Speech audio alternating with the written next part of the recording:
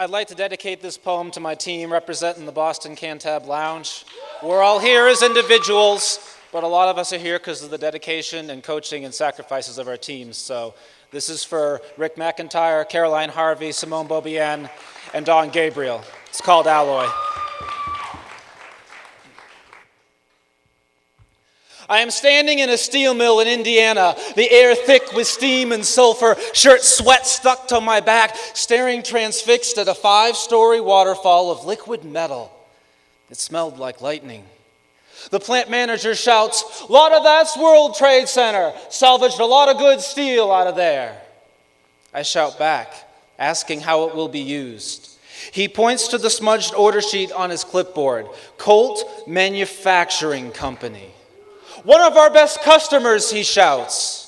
And right there, I am struck by our splendid fascination with destruction, pervasive in every aspect of our humanity. Barn raisings have become cultural anachronisms, but black and white pictures of blown-out buildings speak to us as art. We celebrate birth with greeting cards, but death warrants public ceremony. We want news of war before peace, prefer a movie set in Armageddon rather than Eden, and celebrate both victory and defeat with vandalism. But what bothers me most about this is how natural it feels to be inspired by these things.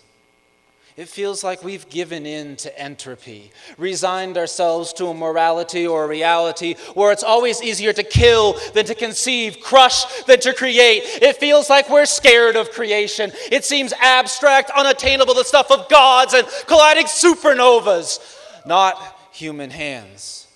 But we know that these hands are capable of destroying almost anything that has been given to us. And so that's where we find our inspiration and what we can relate to. They store the completed steel at the far end of the mill, rack upon symmetric rack of gleaming steel bars, 20 feet long, the potential to be anything.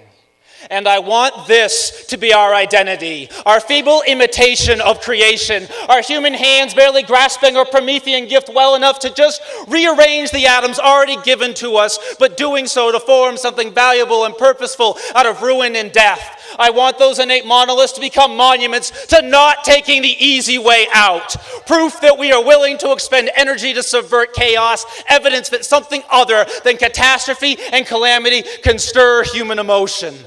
I want that ruin-worshipping part of us to be torn out, trucked to a dark green building in the Midwest, ground up like an old car or a twisted girder dark with blood, melted down into a glowing river of innocence, and then recast and redistributed as a new human psyche that is ignorant of the relative ease of destruction, but still willing to be amazed by the phenomenon of creation. I want all those gleaming steel bars to become incubators instead of more guns, and I want that to be beautiful to me.